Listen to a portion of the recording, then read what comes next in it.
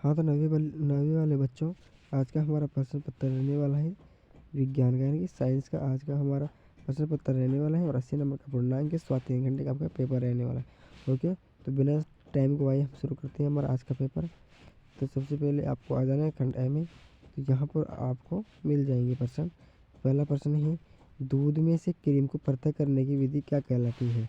दूध में से क्रीम यानी कि जो मक्खन होता है उसको अलग करने की विधि क्या कहलाती है? तो अपकेंद्रण।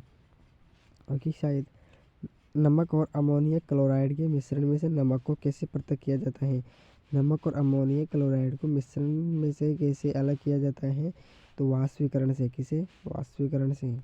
ओके, तीसरा प्रश्न है, मोल संकल्पना के अनुसार पदार्थ के एक मोल में कणों की संख्या होती है।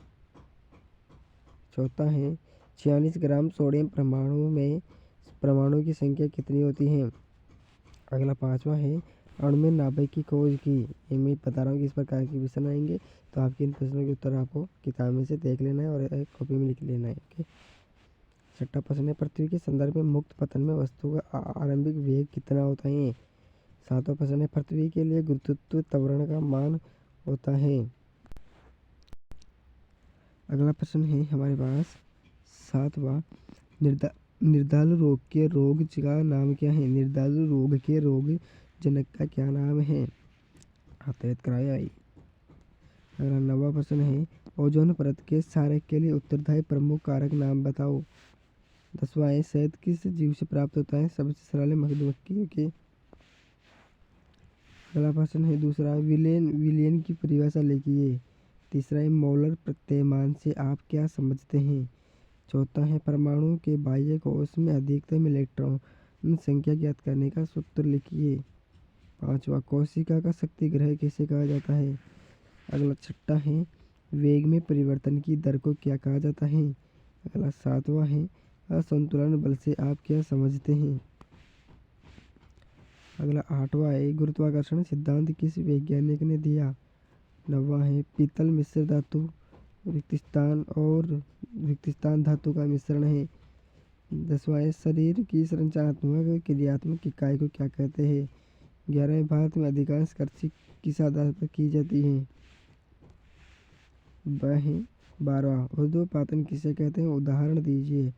13वां, निम्नलिखित यौगिकों के रासायनिक सूत्र भी लिखना है।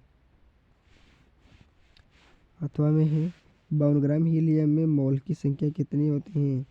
मोल संख्या याद करने का सूत्र तो आपको पता होगा ना। 14वां है, परमाणु तथा अणु में अंतर स्पष्ट करने हैं। ये परिभाषा लिख के नहीं ऐसे, यहाँ पर परमाणु आएगा और यहाँ पर अणु आएगा। ओके, अगला है 15वां, संतुलन और असंतुलन में बल में अंतर बताओ। 16वां, गुरुत्वाकर्षण का सार्वत्रिक नियम लिखना है। अथवा में अगर किसी वस्तु का पृथ्वी पर भार 66 किलोग्राम है तो उसका चंद्रमा पर भार कितना होगा? 17वां, किसी वस्तु की गति अवस्था में हम किस प्रकार से परिवर्तन कर सकते हैं? 18वां, संक्रमण रोग किसे कहते हैं? उदाहरण दीजिए। बहुत सरल है। असंक्रमण रोग से आप क्या समझते हैं? उदाहरण दीजिए। इसका मतलब है कि इनमें से एक प्रश्न जरूर आएगा। 19वां है, जैव रासायनिक चक्रण से आप क्या समझते हैं? क्वेश्चन तो बड़े बड़े हैं आपके। खंड स है 20वां, एक समान गति और असमान गति से आप क्या समझते हैं? उदाहरण देते हुए अंतर स्पष्ट कीजिए। एक वस्तु की आरंभिक चाल 4 मीटर प्रति सेकंड है तथा अंतिम चाल 8 मीटर प्रति सेकंड है। वस्तु की औसत चाल ज्ञात कीजिए। अभी 21वां क्या है भाई? दोनों परिस्थितियों में वस्तु पर किया गया कार्य समान है, कारण बताना है आपको। अथवा में है 15 किलोग्राम द्रव्यमान की एक वस्तु 4 मीटर प्रति सेकंड की एक समान वेग से गतिशील है। वस्तु की गति ऊर्जा कितनी होगी? 22वां, ग्रीन हाउस प्रभाव को कारण बताना है।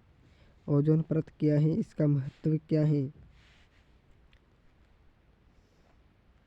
अगला प्रश्न है 23वां, खाद एवं उर्वरक में अंतर बताना है। फसलें कितने प्रकार की होती है? उदाहरण भी दीजिए। खंड द है 24वां, थॉमस के परमाणु प्रतिरूप का सचित्र वर्णन कीजिए। नील्स बोर की परमाणु प्रतिरूप का सचित्र वर्णन कीजिए। अगला 15वां है रोग संक्रमण के सामान्य तरीकों का नामांकित चित्र बनाइए। अगला है अथवा में मिलान करनी है। ओके, मिलान करना है। खंड ये भी है भैया इसमें तो। 26वां निम्नलिखित कोशिकाओं में संक्षिप्त विवरणी यानी टिप्पणी लिखनी है। माइटोकॉन्ड्रिया, लाइसोसोम और कोशिकाएं। अथवा में पादप कोशिका का नामांकित चित्र बना हो। पादप एवं जंतु कोशिका में अंतर स्पष्ट कीजिए। और फिर अथवा में इसमें ये जंतु कोशिका का नामांकित चित्र बना हो। लाइसोसोम को आत्मघात थैली क्यों कहा जाता है। 27वां है ऊर्जा संरक्षण का नियम लिखिए या क्या है, उदाहरण सहित समझाओ। कार्य तथा गतिज ऊर्जा में संबंध की समीकरण के व्युत्पन्न उत्पन्न कीजिए। धनात्मक कार्य तथा ऋणात्मक कार्य में अंतर उदाहरण दीजिए, अंतर स्पष्ट कीजिए। 28वां है नाइट्रोजन चक्र का सचित्र वर्णन कीजिए। जलीय चक्र को सचित्र समझाइए। ऑक्सीजन चक्र का सचित्र वर्णन कीजिए। ओके, तो ये आपके विज्ञान का पेपर भी कंप्लीट हो चुका है। तो बहुत अच्छा पेपर था और इसी प्रकार से आपके परीक्षा पेपर आने वाला है।